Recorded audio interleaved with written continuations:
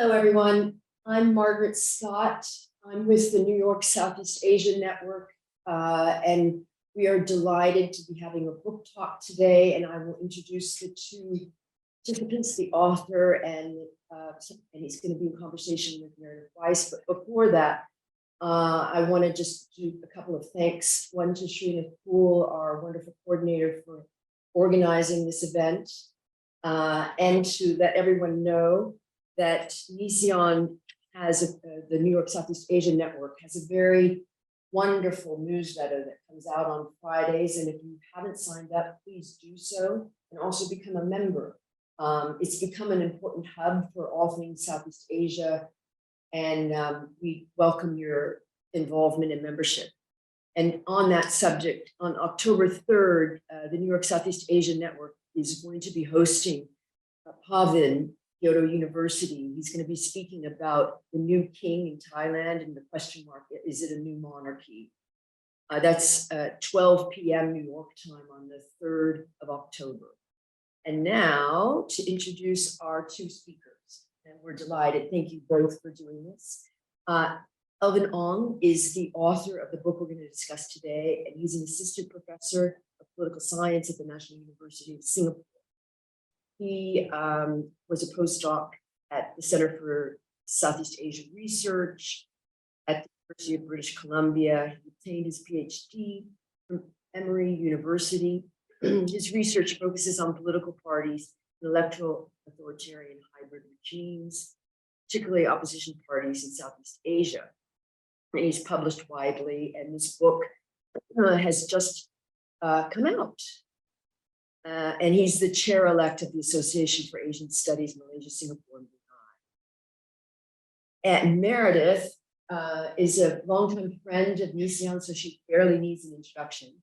But she's a professor of political science at SUNY Albany. And her most recent book, just out, is called Mobilizing for Elections, Patronage and Political Machines in Southeast Asia, which she co-authored with Espinal and Paul. Oh, and Alan Hickens. Sorry. Alan Hickens is important. And last year, I don't know why I didn't write that down. Last year, another important book that Meredith wrote on her own was published called The Roots of Resilience, Party Machines and Grassroots Politics in Southeast Asia. So she's the perfect person to be in conversation with Elvin, whose very interesting book is called Opposing Power, Building Opposition Alliances in Electoral. Over to you, and thank you.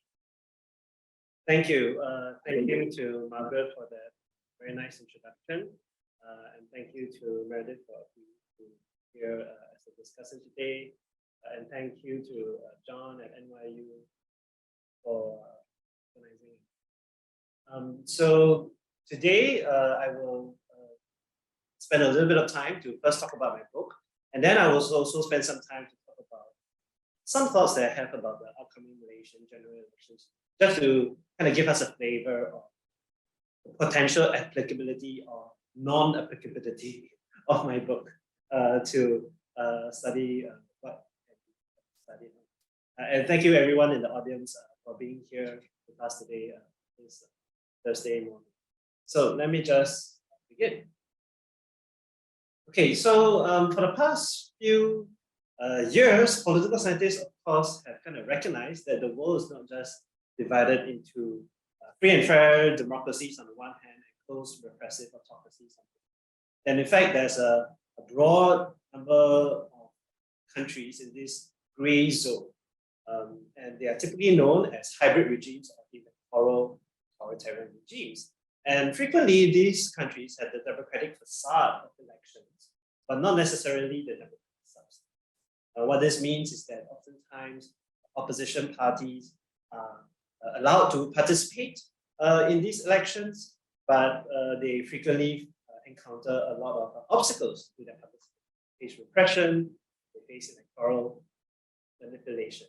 And some of these countries in the world is, for example, Erdogan's Turkey, Maduro's Venezuela, as well as But also, political scientists have begun to recognize that these electoral authoritarian hybrid regimes, resilient as they are, they can sometimes fall from power. So we see the cases of opposition winning in Mexico, in Kenya with a coalition, as well as in Malaysia in 2018 with the Pakatan Harapan coalition defeating the dominant Barisan Nasional incumbent. So despite us knowing, so one of the thing that political scientists have been wondering is, what are the key ingredients of opposition victory? Now, of course, one of the important factors appears to be the presence of an opposition coalition. So this graph simply just shows the large N data set of the regression of the predicted probability of an opposition victory with or without an opposition coalition. So it seems that without an opposition coalition, the opposition can win around 15% of the time in these unfree and unfair elections. That is not impossible, but it's also very rare. But with the coalition, your chances of winning are more than double to close to 40%. So this is kind of a meaningful substantive increase in the potential chances of victory. So yet, at the same time, we also know that alliance formation is quite rare. Depending on which large N data set you look at, and how they code different opposition coalitions around the world, we kind of have a sense that coalition formation is only found in about 15 to 20% of all elections in these authoritarian elections. So on the one, this dynamic, on the one hand, coalition formation being very important for victory, but also being very rare, motivates the broader research question that I have, which is when the opposition parties actually build these electoral alliances. So today, I'm going to introduce some theoretical concepts and arguments that I have within my book. I'm going to try to demonstrate these main arguments through a comparison of the elections in 1986 Philippines, with the opposition leaders, Corazon Aquino as well as Salvador Laurel, were competing against Ferdinand Marcos.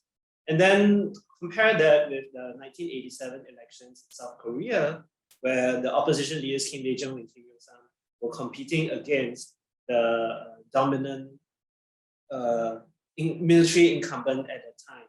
And their candidate was this man named Roh Tae-woon.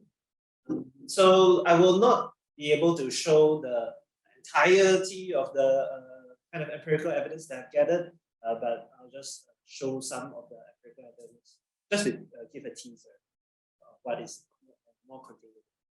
Then I'll briefly touch on how Malaysia and Singapore comparison across more than 5 decades from 1965 to 2020 helps us inform the broader architecture of the theoretical arguments that I have. And then I'm going to finally close by briefly discussing Malaysia's upcoming general election. So whenever we do social science, right, the first thing that I tell my students is you have to be clear about what concept you are trying to investigate, how that maps onto the empirical world. And so in the book, I try to introduce the idea that there are 2 parts of an opposition. The first part is really what I call coordinating. When there are too many opposition candidates contesting against the incumbent, there will be a reduced probability of winning. So the leaders will need to coordinate the candidate selection.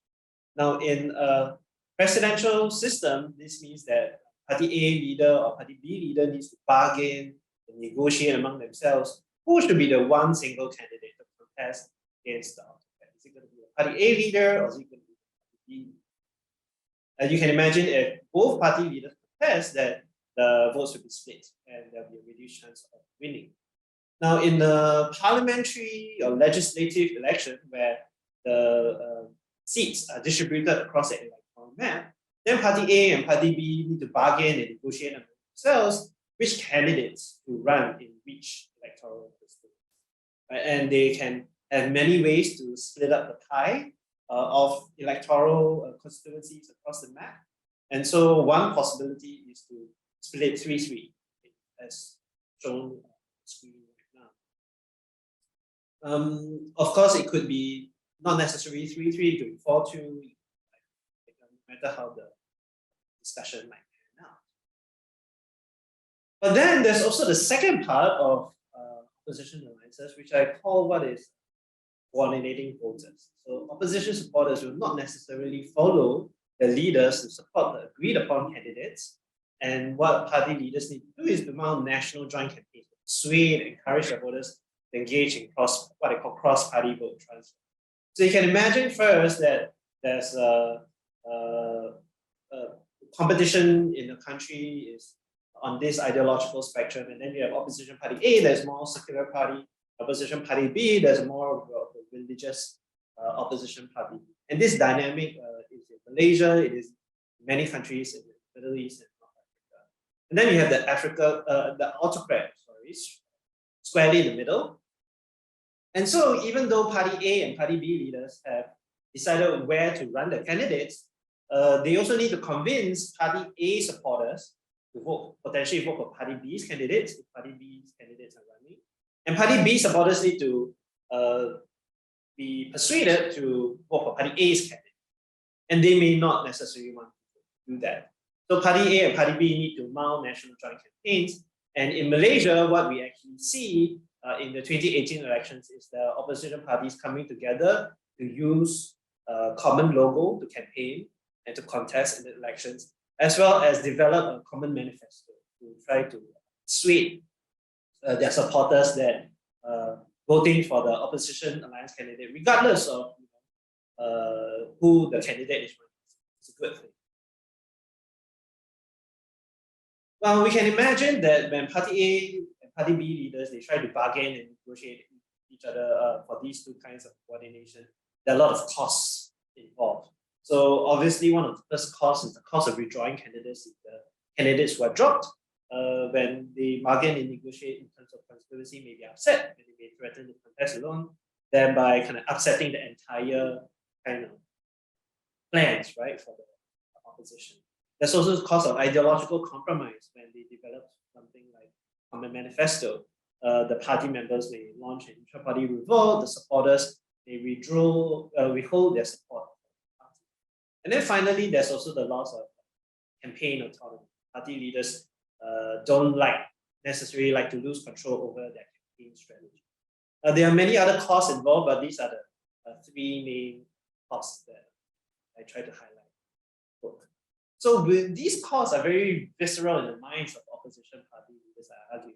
So I suggest that there is only a very narrow window where all party leaders will want to build alliance. And so I argue that alliance building only occurs if all opposition party leaders perceive that the benefits of alliance formation exceed those visceral costs. And in trying to answer this question about when they think that the benefits of alliance formation will exceed its cost, I argue that they think about two questions. Right? The first question that they ask themselves is the incumbent regime vulnerable? They can look at whether there are multiple regime debilitating public events occurring in a short period of time happening with their own country to assess whether the incumbent regime is vulnerable. In other words, do they really have a chance of winning, right, if they contest as an alliance? And in the book, I of course describe what do I mean by regime debilitating events, but because of short of time, I'll just skip that. So if the answer is yes, then the second question I think they will ask themselves is, well, do we really need each other? Right? Do I really need to depend on your help in order to defeat the dominant? If the answer to that is no, I don't need your help, I can actually win on my own, then I argue that there's going to be a very low likelihood of transformation. And I suggest that this is what happened in the 1987 elections in South Korea. But if opposition party leaders believe that they really need each other's help to win, that there's a very strong sense of mutual dependency, then there's be a high likelihood of alliance formation. I argue this is what happened in 1986. And of course, what drives this perception of mutual dependency? I argue that one key factor is some ex ante information about the relative strengths and weaknesses. And in the book, I go on to describe what exactly I mean by this ex ante. So, in order to kind of process trace these two questions and their logical empirical connection with the 1986 Philippines and 1987 South Korea, I relied on a lot of different kinds of qualitative empirical evidence in the book.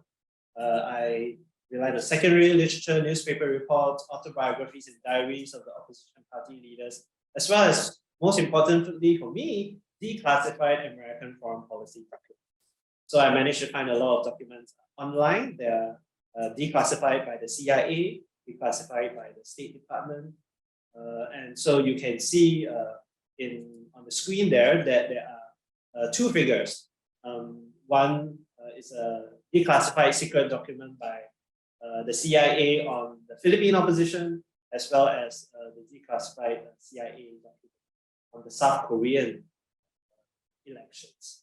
And lastly, I also went to the Ronald Reagan Presidential Library in Simi Valley, California, and looked through the archives that they have in there.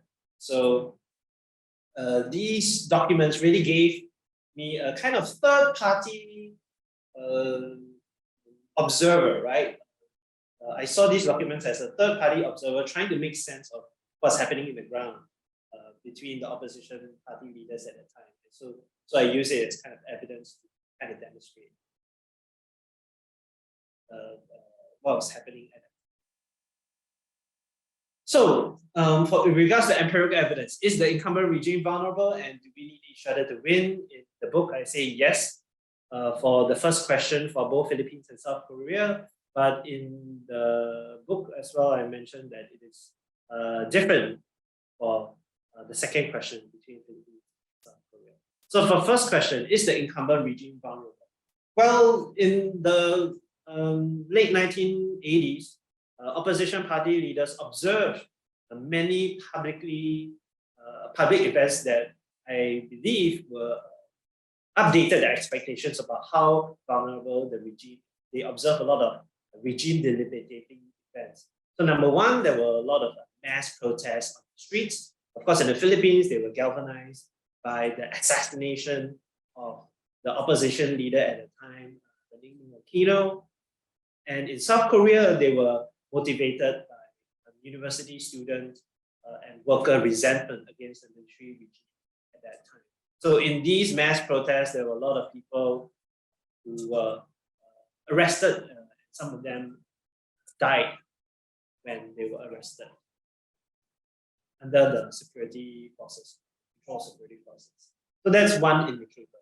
Another indicator to the opposition party leaders that the regime was really vulnerable was the legislative elections performance just a few years prior to the presidential election. So in these legislative elections, the opposition parties unexpectedly won a lot of seats in the urban areas and outperformed their expectations. So this gave these opposition party leaders hope that if they came together, potentially came together and contest in the elections, that they will have a fighting chance of defeating the dominant incumbent in their respective countries. And then, of course, finally, the United States was a key actor in both countries. Many people saw the United States as kind of essentially propping up the regimes in these two countries. And so on the left-hand side, you can see secret national security decision directive by the Ronald Reagan White House, setting out the US policy towards the Philippines and saying that they're promoting all the different societal actors within the Philippine society to try to have an orderly transition away from the Marcos regime. And on the right-hand side, you can see a speech given by Gaston Seeger, the Assistant Secretary of State for East Asia and Pacific Affairs at the time, giving a speech in the Korea Society in the US, stating out the American policy that South Korea should have free and fair elections if it wants to continue to have the support of the Ronald Reagan government. So these were very well-known policies for the opposition that were made known to the opposition party leaders. So the party leaders knew that the United States was kind of withdrawing their support for these regimes, and therefore they had a fighting chance to win if they actually contested the elections. Now, the second question of do they really need each other to win? I say yes in the Philippines, but no in South Korea. So there were many different kinds of evidence, and here I'll just highlight just two. So this is a piece of telegram by the Department of State in Manila being sent, in the embassy in Manila being sent back to Washington, D.C. And it says, well, to have a chance of winning, the opposition needs unity. They seem well on their way of achieving it. Salvador Laurel is the most conservative and organized of the opposition leaders, and Corazon Aquino is the most popular. The Aquino-Laurel combination, one way or another, seems likely at this point. So this was done a couple of months actually before the nomination for the election. So the US was already very clear that it seems that the top two contenders were Salvador Laurel as well as Corazon Aquino. But the evaluation of the Seoul embassy and was very different, and they sent back their report back to Washington, D.C. This diagram suggests that Kim Dae-jung and Kim Young-sam were manipulating and fighting within their own opposition party. The New Korea Democratic Party says that they were the New Korea Democratic Opposition Party was in disarray and disrepute, torn by conflicting orders from the two teams, reversing itself repeatedly over a number of years. So it just goes to show the intense kind of rivalry that it had within the opposition party at that time, and they didn't really recognize their mutual dependence. So this is what I argue is the logic that goes on in the minds of opposition party leaders when they think about the costs and benefits of alliance formation. Now, then the subsequent question is, what happens if the incumbent regime is not around, where it's constantly dominant most of the time, which is what we typically would think happens. And I suggest, well, it's not the end of the road. Opposition party leaders will still try to do some kind of coordination, but I argue that they will limit the coordination to the part one kind of splitting and coordinating of the candidates, because that involves much less cost as opposed to the national joint campaigns. And so I argue that whether they do it or not, the part one kind of coordination depends on the information that they have about their relative popularities. So if they know who is more popular in, say, the northern part of the country as opposed to the southern part of the country, then they will be more likely to be able to coordinate their candidate selection allocation. So this is the overall architecture of my theoretical arguments in the book. And so I use the South Korea and Philippines comparison just to demonstrate the top half of the logic tree right there. But the Malaysia and Singapore case comparison over 5 decades allows us to have many more elections to try to fit within all the potential outcomes in this logical tree right here. So this table is a table that I have in the book, which suggests that for every single election in Malaysia and Singapore, we can actually put in this fit within one of the potential outcomes in my framework. Okay, so we can actually see that in 1990, 1999 Malaysia, 2013 Malaysia, and 2018 Malaysia, they are in the top, right, where you have alliance. Whereas in all other instances, they were in other kind of boxes in our decision tree right there. So if you want to know more details about how each election actually fits into which part of the theoretical argument, so feel free to get the book and read the countless narratives right there inside describing every election. But that's all for now, for the book, what I'm going to move on a little bit to is to spend like just 5-10 minutes to talk about upcoming Malaysian general. So in the upcoming Malaysian general elections, we have three electoral alliances. We have the previous dominant incumbent, Barisan Nasional, with three parties inside the United Malays National Organization, UMNO, the Malaysian Chinese Association, MCA, the Malaysian Indian Congress, MIC. Then we have this second coalition called Perikatan Nasional, comprising Bersatu as well as PAS, the Malaysian Islamic Party. And then we have Pakatan Harapan, the opposition alliance before 2018 that won in 2018 and defeated Barisan Nasional. So they comprise of the Parti Keadilan Rakyat, Democratic Action Party, DAP, Amanah, UPCO, and potentially new parties in Muda, the youth party, as well as Party Socialist. So what we observe is a very fragmented kind of party system in Malaysia for the upcoming general elections. And if you know a little bit about Malaysian politics, I think you would not disagree with my kind of evaluation that I think this kind of fragmented party landscape is a result of elite fragmentation and contestation for power and material benefits. So we are not really, this kind of a fragmentation that we're seeing is not necessarily kind of a fragmentation over any contest over ideology. Because, you know, in the past, we have actually seen PKR and DAP actually working with PAS, and they actually worked very well with PAS.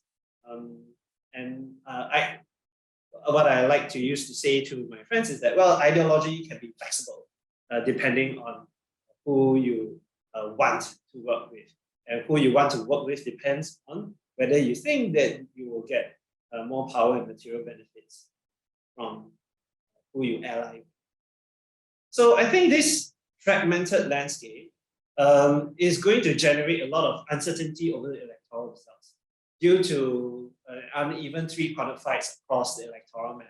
So again, so here in my book, my book doesn't really apply, right? Because in my book, you have one dominant incumbent with parties deciding, well, how do I have a one-on-one fight in every constituency with the dominant incumbent. So it's just an opposition candidate and a dominant incumbent. But in approaching the Malaysian general elections, we are more likely going to see, say, the current government with BN and then two opposition candidates, right? One is Perikatan Nasional and one is Pakatan.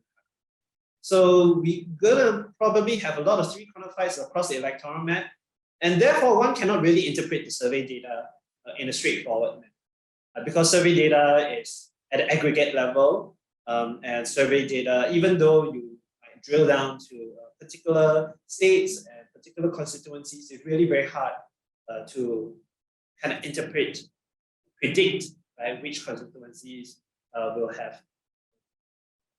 tilt to which alliance. And I think this also generates a lot of unsavory options for the voters, right? Because all alliances have their flaws, right? They're all good in their ways, but they also have flaws in their ways. So Barisan Nasional is perceived to be too corrupt because of its affiliation with the former Prime Minister, was recently charged and found guilty of corruption and then was sent to jail. The Perikatan Nasional with the Islamist Party is seen by many people to be too extremist. And the Pakatan Harapan, with its short term in power in 2018 to 2020, where they fell from power, is perceived to be too incompetent because they didn't really do anything. Some people say, right, in their 2 years in power.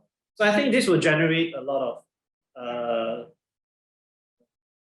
depressed voters and it turn on a lot of voters. And so what we'll see is probably a very low voter turnout for the upcoming Malaysian general election. And I think there are a couple of consequences. So number one, we are again unclear, right? What are the consequences of low voter turnout elections? In political science, some studies say that there's no consequence for low voter turnout elections. Some say that it harms progressive left parties and minority groups. What we do know that the Johor state elections earlier in the year suggest that low voter turnout in three contests will potentially benefit the Barisan National Alliance. And some people have asked me that, oh, in this fragmented landscape, do you think that there will be an opportunity for like a national populist leader to rise? And I think it's quite unlikely because of Malaysia's kind of fragmented voter landscape of with cleavages in ethnicity, economic status, professional status, age, and gender. So it's very difficult for there's one person to come in and say, you know, they unite the country based on some nationalist ideas like Duterte or something. So I don't think that's I do think it's more important than ever to study how alliances campaign to persuade and engage voters to actually get them to turn out, right? And to study their causal effects. So in that regard, I'll just publicize my recent paper that just came out in party politics. With just a very simple experiment showing that, you know, with kind of a common manifesto, it can potentially increase support for the opposition. And I think finally, with this kind of electoral uncertainty on potential winner, party fragmentation, and low turnout, maybe we could say Malaysia is transitioning to become a normal democracy.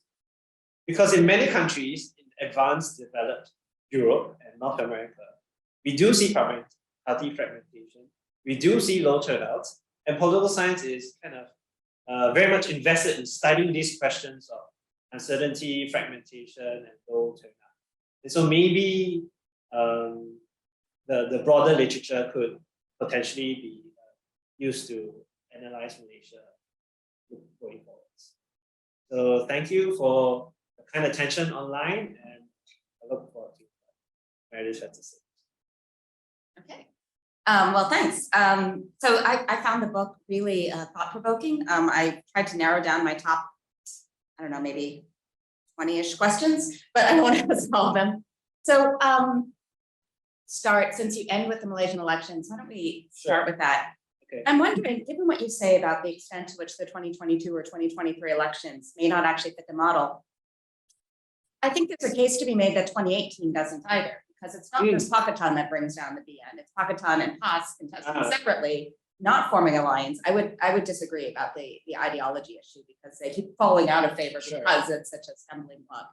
But, and then there's also Sabah Sarawak. So you mentioned UPCO when you list the parties in Pakatan, but otherwise they also have really repositioned themselves as kingmakers over the last, I would say, since at least 2013. Yes. Much more, you know, sort of seeing that it behooves them not to ally too closely. So this may just be that Malaysia is really sui generis because of geography or whatever else, but could you make a case for why 2018 still fits your model because it is important to your case, or, you know, a little bit more about what that lesson might mean for carrying your analytical frame forward, or you know, what it might mean for other countries? Yeah, so 2018 is kind of an interesting case on its own, right? Where you know, Pakatan Harapan was 4 opposition parties campaigning together, and then you have the dominant Barisan Nasional, and then you also have this small kind of third alliance with PAS on its own. And I say it kind of there are I would say 2 reasons why I guess my book still applies. The first reason is you know, I think we do see a lot of regime deliberating events, right, in the run-up to the elections, with the exposure of the Najib's corruption, MDB scandal, the mass protests on the streets, as well as the defection of Mahathir to the opposition. And we also see that the parties being very mutually dependent on each other to win, right? So DAP knows that it cannot win without the help of PKR. Mana knows that it can't be part of a can't win on its own and therefore needs to its alliance with the other opposition. The second reason why I would say it kind of applies is I saw kind of TAS contesting alone as a little bit of an aberration because some would say TAS receives some monies to kind of defect from the opposition alliance, right? Where they were kind of co-opted by the government to be that third wheel. And so co-optation by the government at the third wheel is less, I see less of an ideological issue and more of a, they just sold themselves because of money. So I would push back. I just, in as much as PAS lost all, so you're right, there was speculation. There was never any evidence that I saw, but speculation that BN had thought that PAS would split the Pakatan vote should they contest more widely. But in their, the third of the Malay votes that they got were concentrated in their strongholds. And so in that sense, I think there's an argument to be made that PAS, and we see it again in the deliberations now, and whether Perikatan holds is, who knows? Yes. Certainly Muafakat with UMNO is not holding, but where I think PAS sees, I actually think it's a really useful case for your argument, because I think you could simply argue that they don't see an advantage in alliance. They see, especially at the state level, much more benefit in going it alone. Yes. Because then, like Sabah and Sarawak, they can be kingmakers, right? So at any rate, so I appreciate that response. That I think it does help to clarify. And I should just, Margaret will jump in at some point. Feel free to put questions in the Q&A. So we do have a chat box open. So if you any members of the audience would like to ask any questions, please feel free to type in. But in the meantime, okay. So still looking, sort of taking a question from Malaysia, but wondering about how this might fit more broadly. One of the big questions now for the upcoming Malaysian election, and a difference of strategy among different members, especially Keadilan or Pakatan, is whether a pre or post-election coalition is a better idea. And so one of the arguments around this is that pre-election coalition does allow voters to know what they're getting, if it holds, but it may mean that there are these opportunistic alliances that form that can't stay in power, as we saw when Pakatan collapsed in 2020. So could you say a bit about what you've seen cross-nationally? And it just because for me, Malaysia looms way too large in my mind, in terms of the stability of these sorts of opportunistic alliances that form, not because of a congruence of aims or policy objectives, but simply because more votes turned are necessary for a weak incumbent to be toppled. In other words, there might be a difference in what it takes to form an alliance versus what it takes to govern and therefore to stay in power. So could you say a little bit about that? Yeah, absolutely. So I think in terms of like a pre-election alliance winning and then trying to govern to that, I think from what I have some memory of from the Latin American cases as well as the African cases, those alliances that won didn't do very well. So number one, there was a lot of infighting over who should have a larger share of the spoils. Right? There was a lot of infighting over what are the governance priorities that occupied the newly victorious. So number one, it's these kind of victorious alliances are not very stable. But number two, it's interesting that you mentioned like forming alliances, forming coalition governments after the elections. And that might be a little bit more stable, because before elections, everyone thinks that they can work together, and then they go in and be able to work together. So there's a lot of uncertainty. But post-elections, when all the results are revealed, and clearly, well, basically everyone's hand, what everyone has and what people do not have. And so when you forge an alliance after election, it might actually be more stable, where people know that, okay, so I know what you have, you know what I have, we can actually kind of find some compromise. And then we will have to refer to the vast literature on post-election alliance formation in Europe to try to have a sense of how that kind of stability plays out. Okay, that's great. Perhaps sort of following up on that, but also thinking across states and the different types of parties and alliances and so forth. One of the things that I found really intriguing in the book is the way that you deal with these questions of personalities, to the extent that I wondered if I'm sure you've thought through this, which is what I'm going to ask, how much this complicates your analysis when you talk about parties seeing each other as essential, right? As the need to form an alliance in order to, joint purposes to win.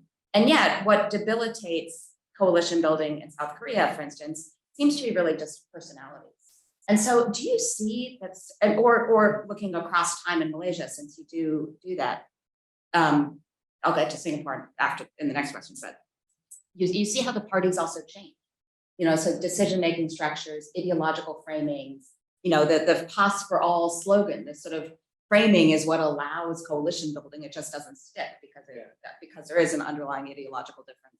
But how to differentiate party from personality, or more specifically in terms of how that is operationalized, do you find that certain party structures, decision-making structures, for instance, just work better for allowing parties to overcome this? Do the cadre-based parties that we have in Singapore, and I don't know the structure for Korea, for instance, do those just allow too much power to party leader to decide, no, we're not going to ally?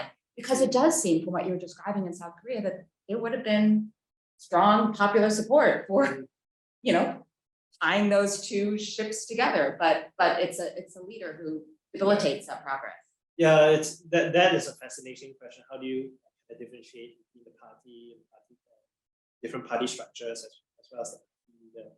In fact, I was just talking to someone at the American Political Science Association last week that a lot of what we see across the board is that for opposition parties in particular, opposition party leaders oftentimes have very strong control over their, and it's somewhat they may feel a lot of pressure to move in certain ways from their party members, but they are also able to kind of control and move parties in particular directions that they want. And we see this not just in opposition parties in Africa and Latin America, but also in particular cases like both in the Philippines as well as South Korea. So in South Korea, there's a narrative, dominant view within kind of the popular imagination that there was no alliance formed between Kim Dae-jung and Kim Il-sung in 7 elections because there were just two greedy personalities that didn't want to give in. But within the book, I said, well, that may be true, but let me look at the evidence, right? Which suggests whether was it really that they were greedy or were they considering? And so when I was looking at the evidence, looking at the diaries of the autobiography of Kim Dae-jung, looking at what the newspaper reports were saying, what the American embassy was saying, and what some other Korean authors were looking at, it seemed that both of them actually really thought that they could win their own, that they didn't need much. And it was kind of a rational calculation that, look, if I can win on my own to defeat the military regime and not rely on your help, then there's no need for me to form an alliance. And there was these kind of actually some documents about clarifying, like, look, Kim Dae-jung really thought that he could win on his own. There are this complicated formula of the electoral map, to win some here and win some there. So I think there was kind of strong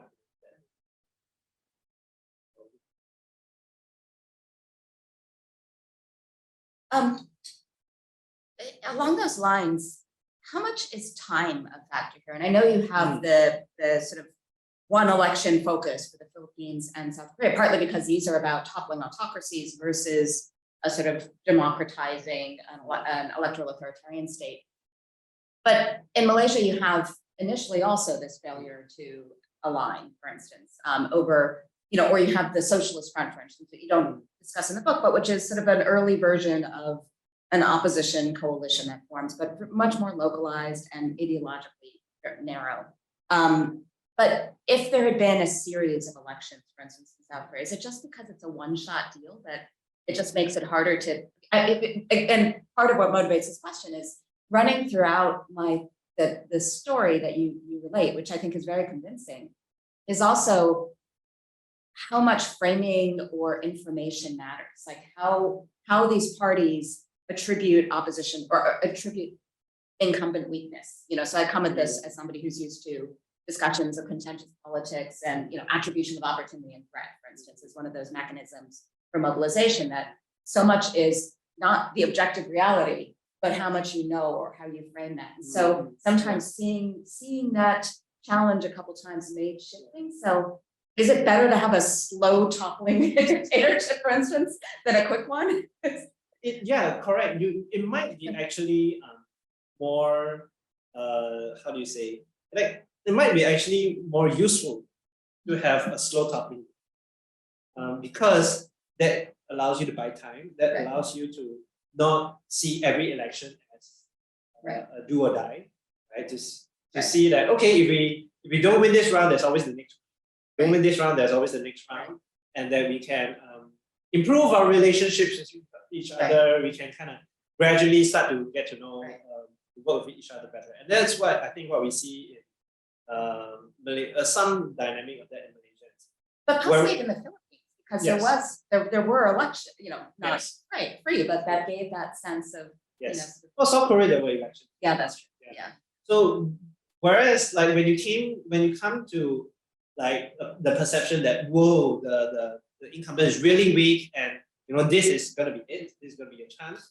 I think opposition party leaders will have strong incentives to fight much more with each other, to not want to collaborate with each other. And that is where the perception and framing of mutual dependency do I need. Okay, I'm just one more, and then I see we have questions coming in. So this is on Singapore and your inclusion of Singapore within the study, which is in many ways understandable, but in other ways is perplexing. So you do have the failure of opposition alliance building or successful opposition alliance building. On the other hand, the table you put up of the questions, the first question is whether the incumbent is vulnerable. In no election, you code Singapore as a yes. In other words, the incumbent has never been vulnerable, and such that it would be hard to make the case, and you don't make the case, that the reason the PAP has persisted is because the opposition is divided. The PAP has persisted, according to your argument, because it's never been vulnerable. It's remained popular. So tell me a little bit more about why Singapore fits, or what specifically we gain from looking at Singapore. I think Singapore, we gain by number one, seeing it as a zero case, right, where you have no opposition alliances, and then trying to trace back why you not have opposition. And so, I started talking to the opposition party leaders and trying to get a little bit sense of their logic. And the consistent narrative I come up with them is that, well, forming alliances is not going to change.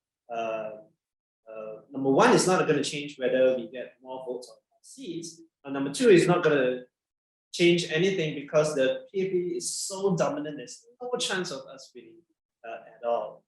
So that is where we have the first branch of the logic tree, where we can really see, well, so then the question is, what happens? What do opposition parties do when the incumbent regime is clearly? And so I think, some people would say that the PAP's dominance is so strong that it is actually quite reflective of many other electorals around the world, like Turkey, like Venezuela,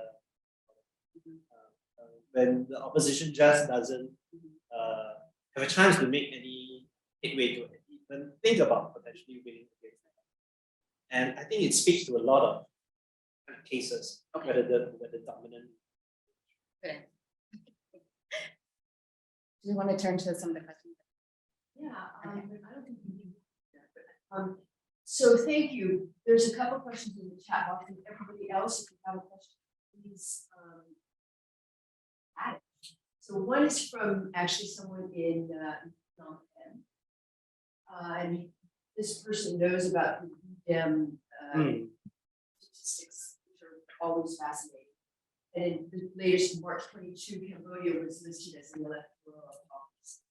Is it the same with the electoral authoritarianism concept situation that Mr. Ong is presenting about? Then this question goes on to say, regardless of the obstructive and oppressive space in many countries, the liberal democratic countries seem to lose arguments with the elected authoritarians, autocrats, and what arguments you're referring to. That's interesting. What are the scenarios for democratic opposition to thrive, given that some are dissolved, so they're hatched? Thank you much, Professor Ong.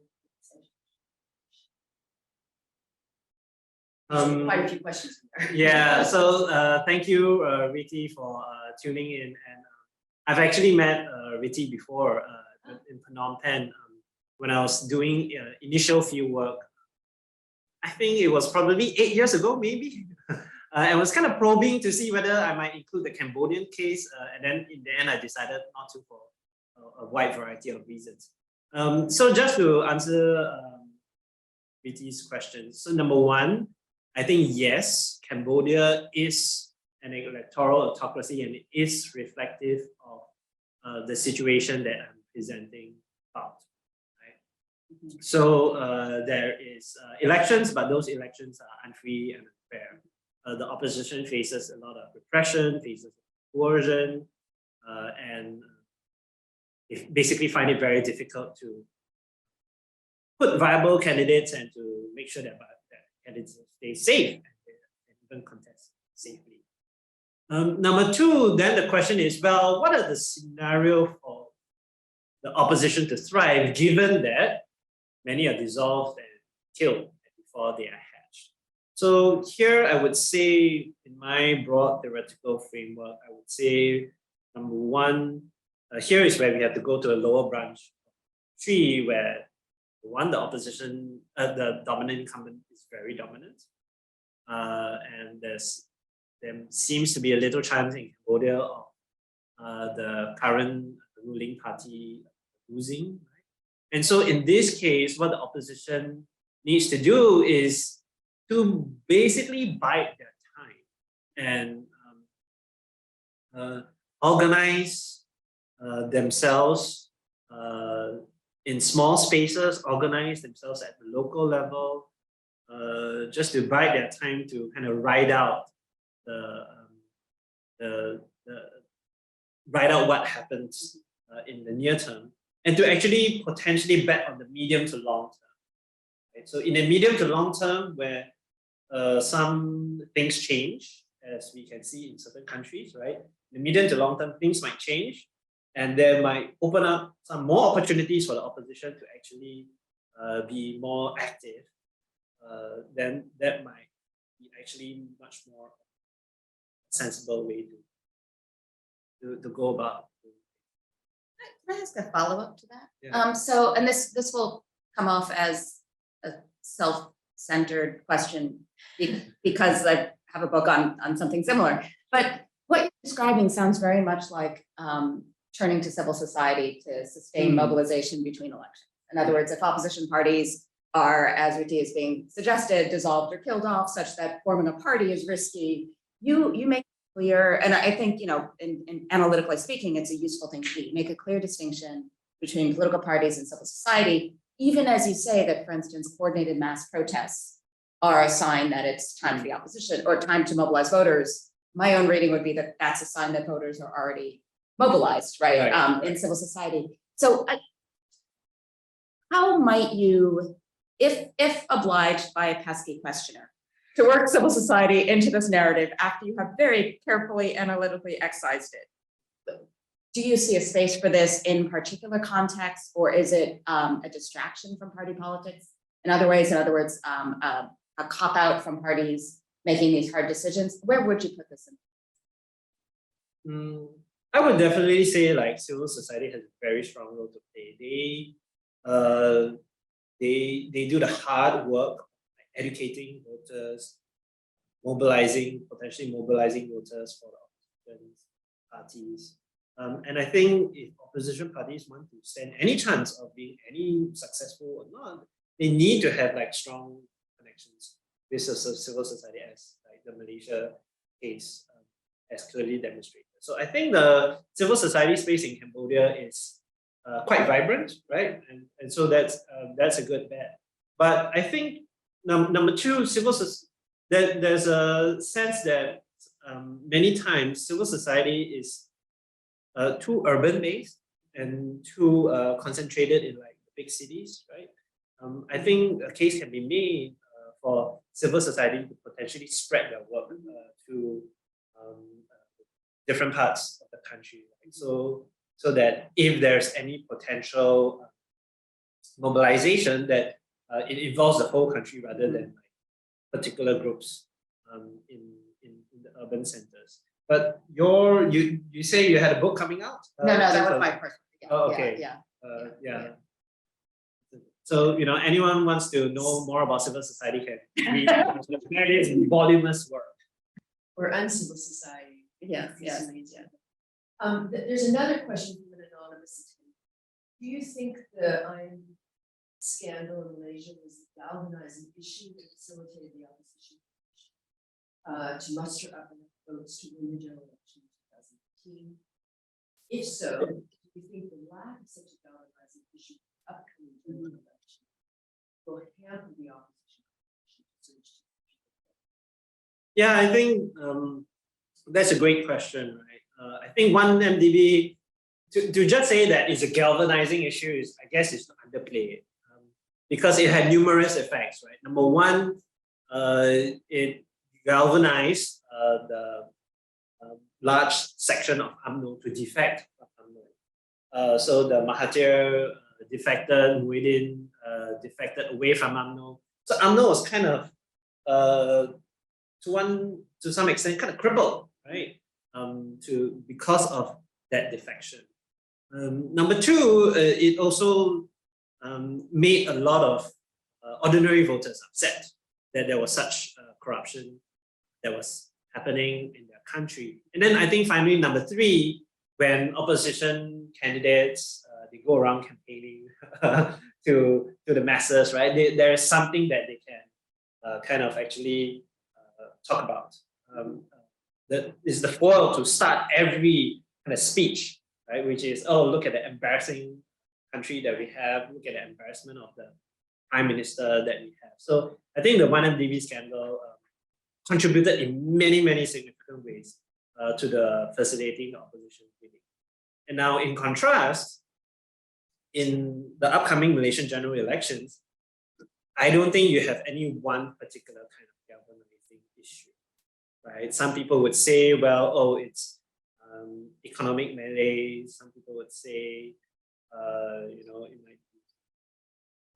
the incompetence of the government in making any improvements to public infrastructure, to deal with floods, to deal with urban issues. Some people would cry foul, continue again of the 1MDB scandal. So there's no one thing which kind of motivates people to turn out. And I think that will make it really, really very hard for the opposition coalition to try to campaign to engage voters, persuade voters that to turn out to vote for them again. Because there's no one kind of like single issue that has so many consequences. You imply that means that Morrison doesn't know. Yeah, if there's low voter turnout, and if we see many of the three. I'm going to take the prerogative and then please I turn it back to you. I was intrigued by your term normal democracy in Malaysia becoming a democracy. And the way you described it was that low voter turnout is one of the characteristics. I'm not a political scientist, but that seems totally counterintuitive. And I'd love to hear more about that correlation and whether or not how Malaysia fits in that. Because it seems to me that this potential low voter turnout now is a real problem. Quality and vibrancy of So the reason why I say low voter turnout is kind of part of normal democracy. I was kind of subtly referring to, of course, the United States, where there's very much low voter turnout as well.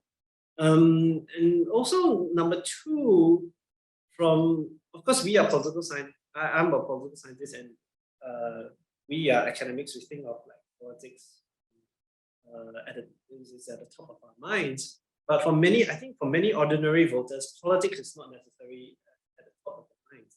And so low voter turnout could be reflective of just disinterest in politics, low knowledge of politics, as well as barriers to even just getting educated politics.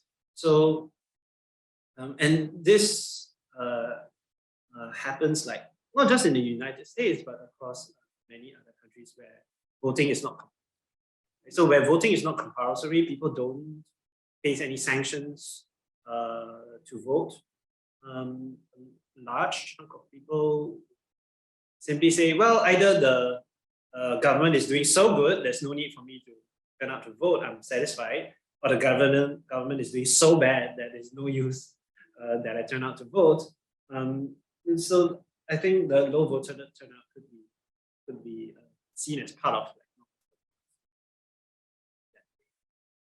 I'm wondering then how much, I've gone through the archival records on the introduction of compulsory voting in Singapore in the 50s.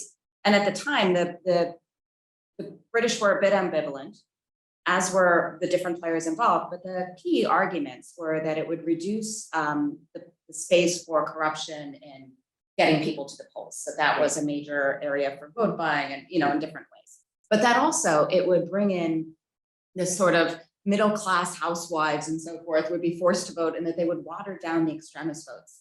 So I wonder how much is compulsory voting in Singapore, which is still fairly unusual.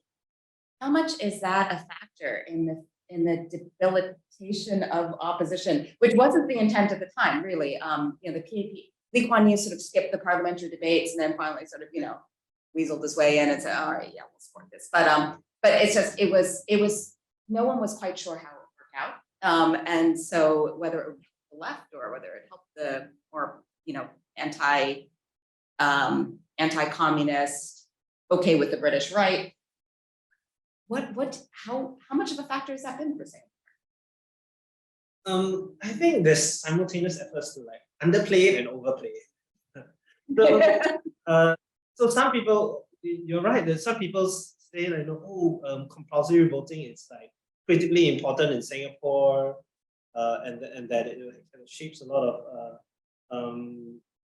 the views. But my counter to that would be, well, is voting really compulsory in Singapore? If you don't turn up to vote and your name gets struck off the rolls, that's about it. Like there's no consequences for not turning up. Actually, the initial arguments were, this was at the same time that there was the initial moves toward an expansion of social service benefits. So the initial consequences were to include things like not being eligible for what became HDB. And so they looked through different colonial records of what was being done. And there's a few places that had this, a small fee or whatever else, because those who didn't want to vote in the first place probably still wouldn't want to vote, but it still technically can have some consequences. Or there's uncertainty about whether it might have a consequence, which especially in Singapore. In a sense. So I would say in the contemporary context, anyone not voting in Singapore encounters no material repercussions. It is, and we could have a whole swath of people who don't turn up to vote, and we just don't know much about it. But number two, I think it kind of even if I agree, right, that compulsory voting has an effect, maximizing turnout numbers. then I would say, it actually potentially benefits. Potentially, I'm saying potentially because this is kind of speculation. Potentially benefits the opposition. It benefits the opposition in that voters are potentially more engaged, potentially more knowledgeable. They can't necessarily tune out. They have to make a decision at the polls. They could, of course, spoil the ballots, right? But then that means that they're much more attentive to the performance of the government. And if the government screws up, then the voters are much more inclined to engage, in politically knowledgeable voters are much more pedestrian. Right. Of course, being obliged to vote doesn't mean they're knowledgeable about what they're voting. Yes. But you're right, those who are supporting the PAP, happy to vote, probably would vote anyway. Whereas, Yes. and in a place like Malaysia, you have well over 80% that vote anyway. So it's, yeah, no, I would agree with that. Yeah. Can I play my hand and ask another question? Please ask questions, anyone, but I will. Oh, there is. Okay, let's go to that. But you can ask a question. Yeah. Oh, Anne Marie. My question is, you spoke about personality versus the structural reasons for your argument about whether or not an opposition alliance will win to Kim's. I'm wondering about how you would apply that and think about personalities in Malaysia, Anwar and Mahathir, for instance. So I have a two-part question. One, what role did that play in the lack of success, I guess, of the big victory? And then secondly, now that Mahathir really will be finally leading the scene, I assume, what will be, one assumes. what will be the role of personality? That's a interesting question. I was talking to another academic, and we both kind of recognize that the longer these people stay as opposition party leaders, the longer that they get denied power, the more they're stubborn they are, the more stubborn they become. And so for personalities like Anwar and Mahathir, they may be, for lack of a better word, stubborn in their the kind of strategies that they want to implement, stubborn in the people that they do. So that might make alliance formation and cooperation a little bit more difficult. But on the other hand, we have newish party leaders that are rising up. So there's a lot of young party leaders in the Democratic Action Party, as well as the Parti Federal that are exerting themselves more, trying to shape the narrative, trying to shape the party strategies, who may be more amenable and flexible to cooperation, to compromise. And they may see that, there's very little chance of winning the upcoming general election. So short-term compromise, it's fine. So there the maybe it's just my age, I would say, like it's a very bad stereotype, but a lot of seemingly from the outside point of view, a lot of the older politicians much more insistent on their ways, whereas the younger politicians more kind of flexible in terms of kind of narratives and strategies and compromises that. Except you have Anwar, who's willing to form alliances with anyone versus his daughter, Jennifer, Sure. who is not, So so there might be, but yeah. It's a generalization, and I would say like a little bit of. I wonder along those lines, one of the things is just thinking through states in Southeast Asia, and of course, Malaysia and Singapore are really the only two that have really strong, meaningful parties that structure competition. So in Cambodia, we do as well, but just because of the factors that Ritu noted, don't at this point structure competition, rather it's just rules that prohibit engagement that do.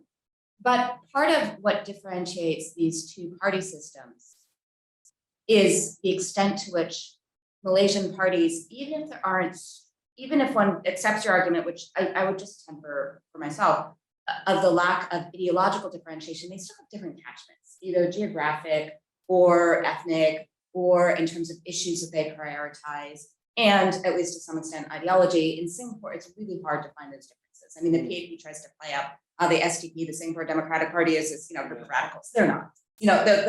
And certainly if you look at WP, the Workers' Party, the one party that's made real headway, PAP Light is not an exaggeration. James Lim's statement that a half step to the left is about right, and that may be very meaningful and important, but that your voice in Parliament is just quite literally just another voice as opposed to a different agenda. So I wonder how much it matters when you have, for parties to see benefit and alliance, if that alliance is bringing together different catchments. That's sort of like the argument for why Bersatu could join, however temporarily, Pakistan last time, is that they were seen as bringing in voters that realistically Keadilan, let alone the other parties, couldn't hope to get. Versus in Singapore, they're all fighting for the same votes. So that might, Yes. with that messy question, could you elaborate? So yes, I think what you're trying to frame is that the voter base for each party could potentially be complementary, not substitute. And not competitive. And so in Singapore, the voter base for opposition parties are kind of like substitutes, and they're competing for the same kind of voter. Whereas for Malaysia, right, you're bringing complementary voters from different parts of the geographical region.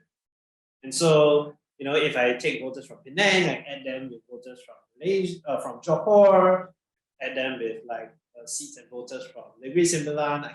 I can see how they all complement each other, and it's kind of easier to potentially form an alliance there. But there's a big caveat. You must perceive that it is complementary. Right.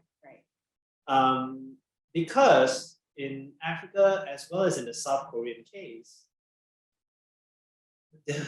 they don't necessarily see it as complementary. Because in the South Korean case, Kim Dae-jung had his stronghold in the southwest of the country, and Kim Yong-sam had a stronghold in the southeast of the country.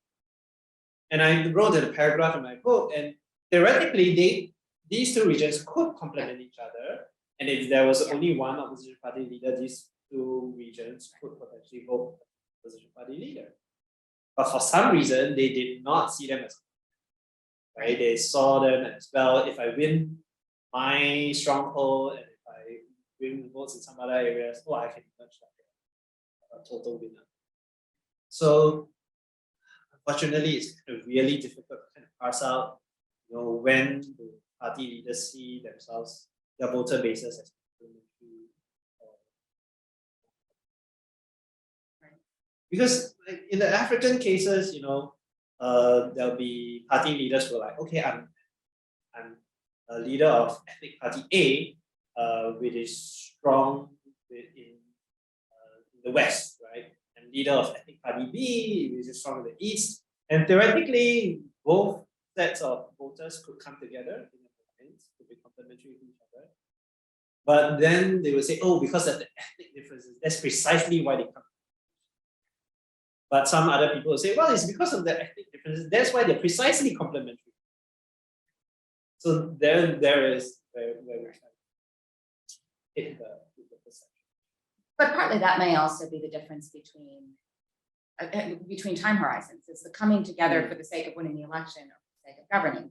And especially if benefits are skewed along ethnic lines, or if there are perceptions of a zero-sum distribution of state resources or access to civil service positions or whatever else, or if that's tied to an ideological difference, such as Islamization of the state or not, then that kind of makes sense. It just then suggests a next stage of finding common denominators. So for instance, the question now it asked, one MDB is a great common denominator for everyone can be anti-corruption, but then what?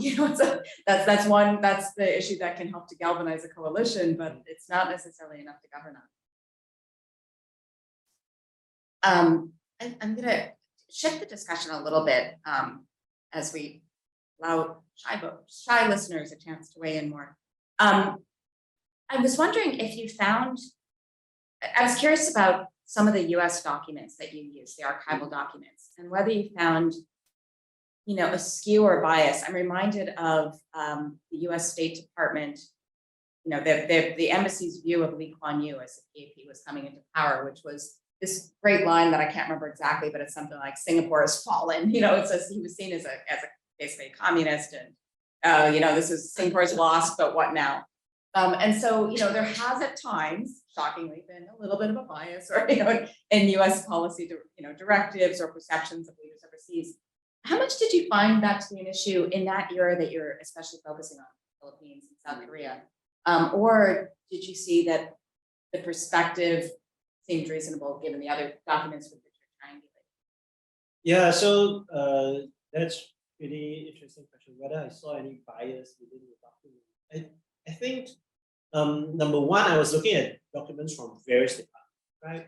So there was CIA, there was the National Security Council, there was the Department of State.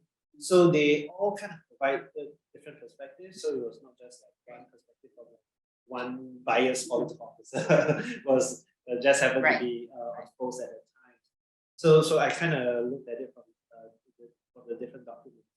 And number two, I try to avoid kind of like evaluation of person, right? And try to look at these documents to try to get a sense of what they saw as the leaders' like strategy, the leaders' calculation, the political events and situations that was happening in the country at that time in terms of the evaluation of the meaning of protests, right? The meaning of the mass protests, the meaning of say the outsized surprising win position parties, right? So let me give you an example. For example, I saw a document that the United States was actually actively tracking the number of protests that was happening in South Korea over the different months and years, and they gradually saw a kind of like uptick of protests, and there were like kind of 2 or 3 reports that say, well, these gradual uptick of protests, we evaluate it very unstable, and we evaluate the chances of the regime holding together to be 50-50 within the next. I think that was what I was kind of looking at. Right. Given the US role in democracy promotion efforts, if you were to then, I'm not sure how active it was at that particular point in time. Of course, there was some, but it's become such an industry now, not just US, but Japan, Canada, Sweden, Australia, everyone does this. It's a huge industry. Those assessments, how much does that actually then change the stakes if these are outside actors that then help to mobilize or train opposition parties in certain directions? Or, not so much the question of pressuring the incumbent, but rather offering resources or training or, thou shalt form a coalition, sorts of directives to opposition parties. And I don't know if this is something you looked at. I know initially you started off your research entering grad school looking much more at election management and that sort of thing. So it might be something you've given some attention to, but how much does that matter? I would say it mattered somewhat in the Philippines, not so much in South Korea.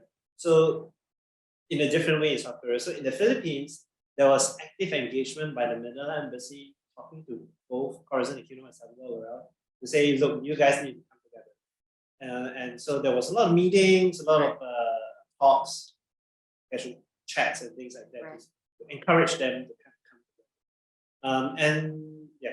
But in South Korea, it was more of passive, hands-off.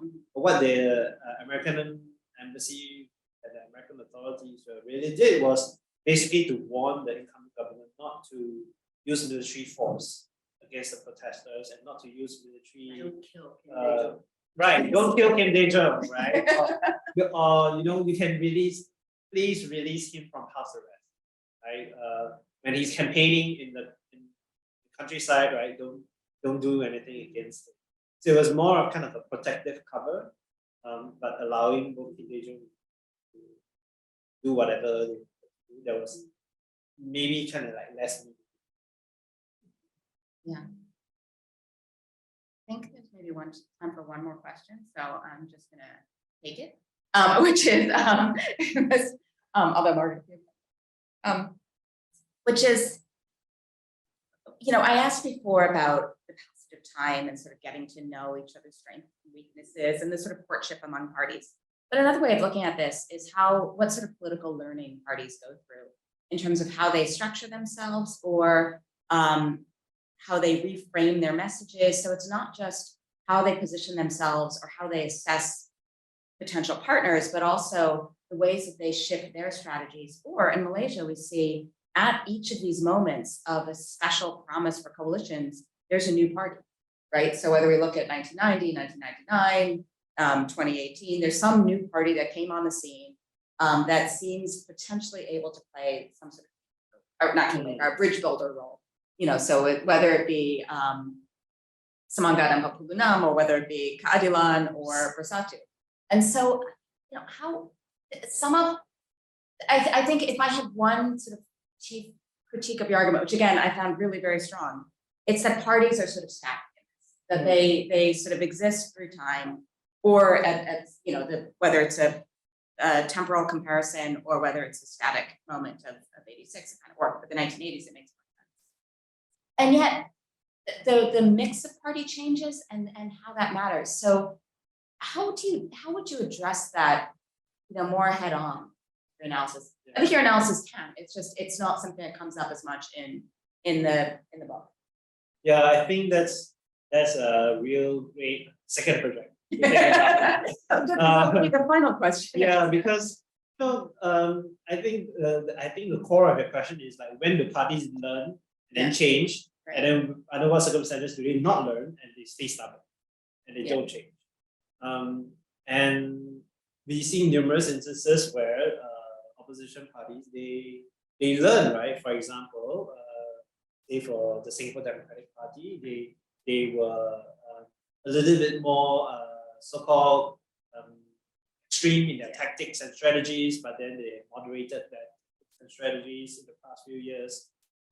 Even for like the Democratic, they were quite ideologically wedded to the Chinese voters and the Chinese interests, but they have become like kind of more flexible over time. So when did they learn? When did they not? When did they change? When did they not? It's a really difficult question. And it's again an interplay of personalities, interplay of how personalities read and interpret political events that happen to them, and how these personalities kind of like influence and spread the message within, convince people to change. That's something interesting. And it maybe I'm gonna say goodbye to everyone and thank, and that we may have the next project. Yes. But I want to thank Professor Ong and Professor Weiss for a very wide-ranging and very interesting talk. Covered a lot of ground. Thank you very much, and thank you all for joining online. And we look forward to you joining us again. Thank you, everyone.